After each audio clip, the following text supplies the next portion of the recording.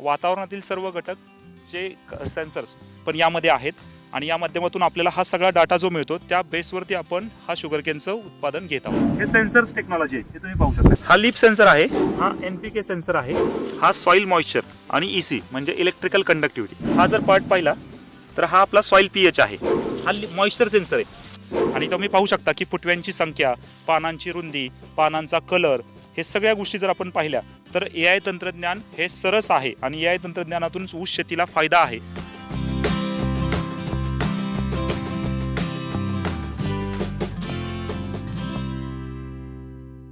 आपण पाहू शकता इथं की ही जी ट्रायल आहे सुरुवातीला साधारणतः सप्टेंबर महिन्यात सुरुवातीला 1 तारखेला आपण लागवड केलेली आहे.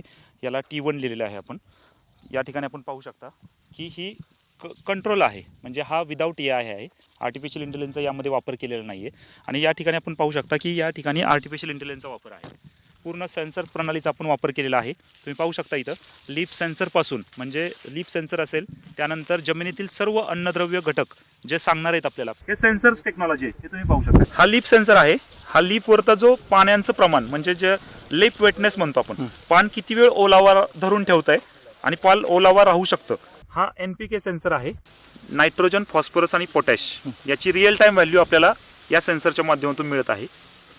यानंतर हा जो सेन्सर आहे हा सॉइल मॉइश्चर आणि EC म्हणजे इलेक्ट्रिकल कंडक्टिव्हिटी. सॉइल मॉइश्चर या माध्यमातून आपल्याला सॉइलमध्ये किती प्रमाणात मॉइश्चर प्रेझेंट आहे आणि आपलं प्रोग्राम कधी करायचा इरिगेशनचा हे लक्षात येतं. आणि EC सेन्सर म्हणजे की total number of dissolve salts हे आपल्या मातीमध्ये किती आहेत याचा डाटा आपल्याला या माध्यमातून कळतो. त्यानंतर हा जर पार्ट पाहिला तर हा आपला सॉइल pH आहे. तर यामध्ये हायड्रोजन आयनचं प्रमाण किती आहे, आपला pH कुठे आहे. आपला pH साधारणतः जो न्यूट्रल असावा शुगर कॅन कल्टिवेशनसाठी साधारणतः 7.5 पर्यंत आहे का, काय रेंज वाढलेली आहे, याचं निर्देशांक हा pH मीटर आपल्याला देत आहे. त्यानंतर हा जो सेन्सर आहे हा मॉइश्चर सेन्सर आहे.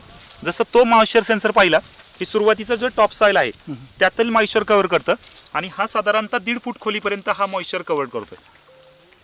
1.5 फूट खोलीपर्यंत, म्हणजे जे बॉटम सॉइल आहे त्यामध्ये फील्ड कॅपॅसिटी किती आहे आणि त्यानुसार आपल्याला इरिगेशन किती प्रमाणात दिलं पाहिजे, तर याचं निर्देशांक हा सेन्सर आपल्याला कळत आहे.